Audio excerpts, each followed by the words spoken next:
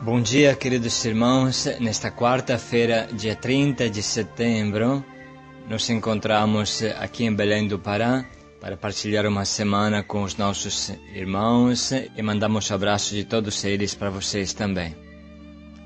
Queridos irmãos e irmãs, bom dia. Hoje meditaremos o Evangelho de São Lucas, capítulo 9, versículos de 57 a 62. O Filho do Homem não tem onde reclinar a cabeça. Jesus pede a santa pobreza aos seus discípulos, mas ele é o primeiro que dá o exemplo. A pobreza nos ajuda a nos colocar num estado de submissão a Deus, típico do fiel que se abandona totalmente nos braços de seu Pai. A pobreza material abre as portas à radicalidade que é necessária a quem segue Jesus. O despojamento dos afetos completa a santa pobreza, que é um caminho sem volta. Quem põe a mão no arado e olha para trás não serve para o reino de Deus. O Senhor esteja convosco. Ele está no meio de nós. Proclamação do Evangelho de Jesus Cristo segundo São Lucas. Glória a vós, Senhor. Enquanto estavam a caminho, alguém disse a Jesus: Eu te seguirei aonde quer que tu vás. Jesus respondeu: As raposas têm tocas e os pássaros do céu têm ninhos, mas o Filho do Homem não tem onde reclinar a cabeça. Então disse ao outro: Segue-me. Esse respondeu: Permite-me primeiro ir enterrar o meu pai. Jesus respondeu: Deixa que os mortos enterrem os seus mortos, mas tu vai e anuncia o reino de Deus. Um outro ainda lhe disse: Eu te seguirei, Senhor, mas deixa-me primeiro despedir-me dos da minha casa. Jesus, porém, respondeu: Quem põe a mão no arado e olha para trás não está apto para o reino de Deus. Palavra da salvação. Glória a vós, Senhor. O Filho do Homem não tem onde reclinar a cabeça. Hoje, irmãos, é a vigília do 10º aniversário da Missão Belém, que amanhã iremos festejar, unindo os nossos corações em qualquer lugar que estejam. Este Evangelho querido é a base da Missão Belém, o nosso chão. Desde o começo da missão, Deus colocou um imã em nós, que nos atrai potentemente para os pobres. Hoje também no coração de todos os que vivem o carisma Belém, tem um imã que nos impulsiona a ir ao encontro do nosso irmão caído e lascado com o coração na mão. Queridos irmãos, muito refletimos nesses anos e Deus nos revelou que existe uma pobreza santa. É a pobreza dele, a pobreza do amor que se esvazia, que se anula para que o outro se afirme e exista. É a pobreza da mãe, que se despoja da sua vida para o filhinho. A pobreza e o despojamento da gruta de Belém. A pobreza do grão de trigo, que dá a sua vida para que uma espiga nasça. De outro lado, Deus também nos mostrou que existe uma pobreza maligna e diabólica. Os pobres são os preferidos de Deus e, infelizmente, são também os preferidos pelo demônio, que os torna alvo da sua violência e os escraviza através dos vícios, os acorrenta ao inferno terrestre das drogas. A vocação que Deus nos deu consiste em nos mergulhar em todas as pobrezas malignas deste mundo, para torná-las pobrezas divinas, batizá-las, arrancá-las da boca do demônio e reconduzi-las para Deus. A nossa vocação não é tornar rico ninguém, mas tornar todos anauim, pobres de Deus. Realmente a pobreza, mesmo aquela maligna, uma vez que é purificada do seu orgulho doentio e suicida, ela se torna um extraordinário trampolim para abraçar Deus, como foi para o ladrão, o bom ladrão, como costumamos dizer, que morreu na cruz ao lado de Jesus.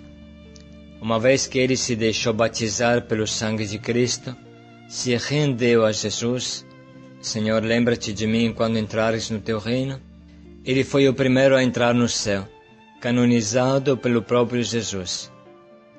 Aqui você tem um exemplo claro de como um ladrão se torna um anauim, um pobre de Yahvé. Jesus não o tirou da cruz, morreu com ele e, abraçado com ele, o levou para o céu. O fez santo, um santo ex-ladrão. Eis a vocação que Jesus nos deu. A palavra Anauim indica no Antigo Testamento os pobres de Yahvé. A pobreza normalmente tem sua origem em uma situação real e concreta. O pobre é realmente mendigo, carente, necessitado, humilde, doente, encurvado, oprimido, com o coração quebrantado, desnorteado. Mas essa pobreza real se torna um bom humus, uma boa terra, uma boa base para a santa pobreza, que é a pobreza do coração que ama. É a pobreza de quem dá tudo e não tem mais nada, a não ser o seu grande amor. Dificilmente, irmãos, um rico, uma pessoa que tem posses, entrará nesse amor puro e despojado. É mais fácil um rico entrar pelo buraco de uma agulha do que entrar na santa pobreza, diz Jesus. A pobreza concreta dobra e quebra o orgulho do homem e o faz confiar em Deus. Pelo contrário, o dinheiro dá uma sensação de poder, de autossuficiência, que deixa Deus de lado. Quem fez a experiência de comer procurando no lixo, rasgando um saco de lixo para ver se tem um resto de comida para matar a sua fome, se sente um lixo ele também. Quem foi desprezado, chutado, zombado, humilhado na rua, esse fez a experiência concreta de humilhação. E esta experiência lhe ensinou a humildade. Não é, irmãos, por acaso que a palavra pobre no Antigo Testamento tem significado de encurvado, quem anda sempre cabisbaixo, quem não tem coragem de levantar a cabeça, pois ele se sente um nada. É muito difícil que um rico alcance a humildade que Deus tanto ama, porque o seu mundo é o do poder, da autossuficiência, do dinheiro, das posses, do ter. Esse é o motivo do canto de Maria. Elevou os humildes, derrubou os poderosos do seu trono, de bens saciou os famintos e despediu sem nada os ricos. É inútil tentar dar curvas aos trechos sobre a pobreza que Jesus pede com radicalidade aos que o seguem de perto, mas que indica a todos como o melhor caminho para o céu. Não temais, pequeno rebanho, isto é, cada um de nós, porque foi do agrado do Pai dar-vos o reino. Vendei o que possuís e dai esmola, fazei para vós bolsas que não se gastam, um tesouro inesgotável no céu, onde não chega o ladrão e a traça não destrói.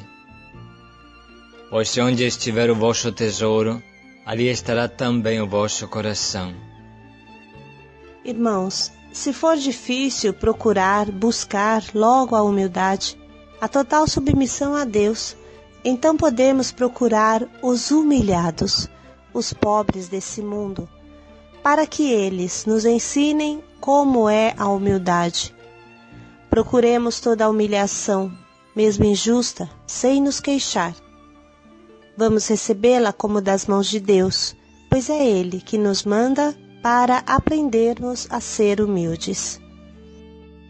Irmãos, amemos com todas as nossas forças a partilha dos bens. Isso mesmo, a partilha dos bens que temos, pequenos ou grandes que sejam, porque somente um despojado alcançará a humildade. Vamos aprender de Jesus, que não possuía nada, tinha tudo emprestado. A mísera gruta onde nasceu era emprestada. Nos 3 anos que andou pregando itinerante pela Palestina, não tinha uma pedra onde reclinar a cabeça, e era acolhido nas casas onde chegava.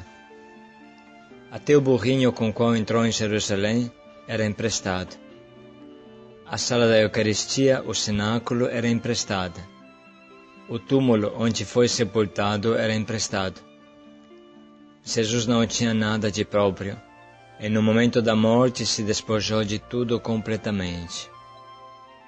Vamos refletir um pouco, irmãos, sobre estas escolhas, estas frases tão fortes que Jesus pronuncia. O que Jesus quer me dizer? Qual é o buraco de agulha pelo qual eu também devo passar? Vamos refletir um pouco.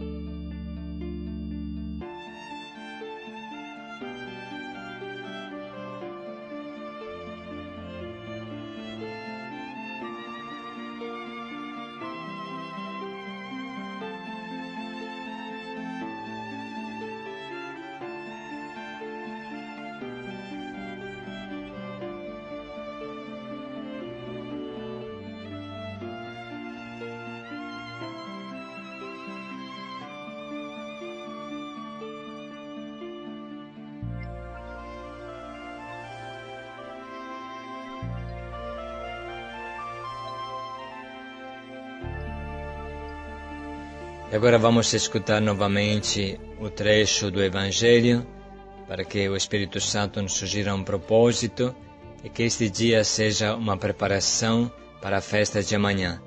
Paz e alegria a todos. Buscando de todo o coração a santa pobreza de Jesus, vamos viver esse dia. Paz e alegria a todos. Enquanto estavam a caminho, alguém disse a Jesus: Eu te seguirei aonde quer que tu vás. Jesus respondeu: As raposas têm tocas e os pássaros do céu têm ninhos, mas o Filho do Homem não tem onde reclinar a cabeça.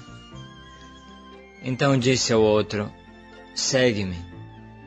Esse respondeu: Permite-me primeiro ir enterrar o meu pai. Jesus respondeu: Deixa que os mortos enterrem os seus mortos, mas tu vai e anuncia o reino de Deus. Um outro ainda lhe disse: Eu te seguirei, Senhor, mas deixa-me primeiro despedir-me dos da minha casa. Jesus, porém, respondeu: Quem põe a mão no arado e olha para trás não está apto para o reino de Deus.